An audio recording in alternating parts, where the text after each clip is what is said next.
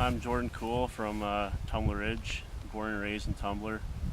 This is one of my favorite riding areas my dad found in 2002. In 2008, we had all come back here around 9 o'clock in the morning. We were poking on that hill all morning, and we all decided that we were going to leave, and I said, well, I'll do one more poke. As I was going up, I went up around the tree, up in the middle, almost right to the other set of trees, and an avalanche had broke above me. In this blog, we're going to look at how we would deal with this piece of terrain here according to the current snow conditions and the current weather. The slope evaluation card is a decision-making tool that exists to help you decide how to manage a certain slope. The use of this tool is studied extensively when you take an avalanche skills training course. It consists of a series of questions about avalanche conditions, in other words, snowpack and weather, and the terrain characteristics. You combine the number of yes answers from the avalanche conditions side to the number of yes answers from the terrain characteristics sides. You put that onto the matrix and it'll give you some advice on how to go about this piece of terrain. After doing the math for avalanche conditions, we ended up with a score of 2 or 3. The reason why we ended up with a score of 2 or 3 is because there's no danger rating in this region in the North Rockies.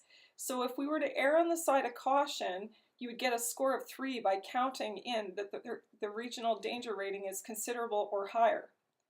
But for more information, if you don't have an avalanche forecast for your area, you can check out the Throttle Decisions module on evaluating hazard when no avalanche forecast is available. The persistent avalanche problem was evident to us because we looked at the North Rockies forecaster blog for the week at avalanche.ca. We also heard about it from local users and verified this in our own snow pit testing.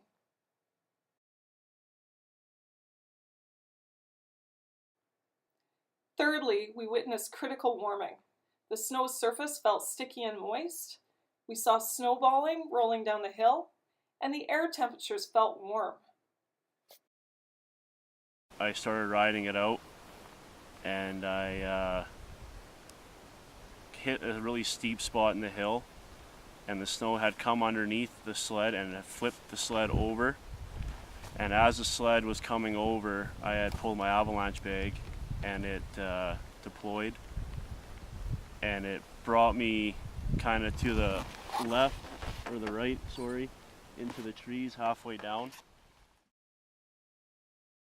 For terrain characteristics, we get a score of 5 on this piece of terrain, which is the highest score possible for this card.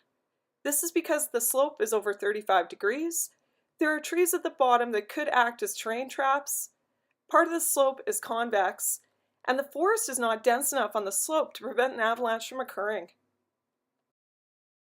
I had grabbed onto a little tree with my hand, and the snow was coming up around me, and this hand was pinned on this side, and my helmet was full of snow, and I had just enough play in my helmet room to get my helmet off. When we did this evaluation on April 5th, 2014, with 2 to 3 points on the avalanche condition side and 5 points on the terrain side, we fall into the not recommended section of the card.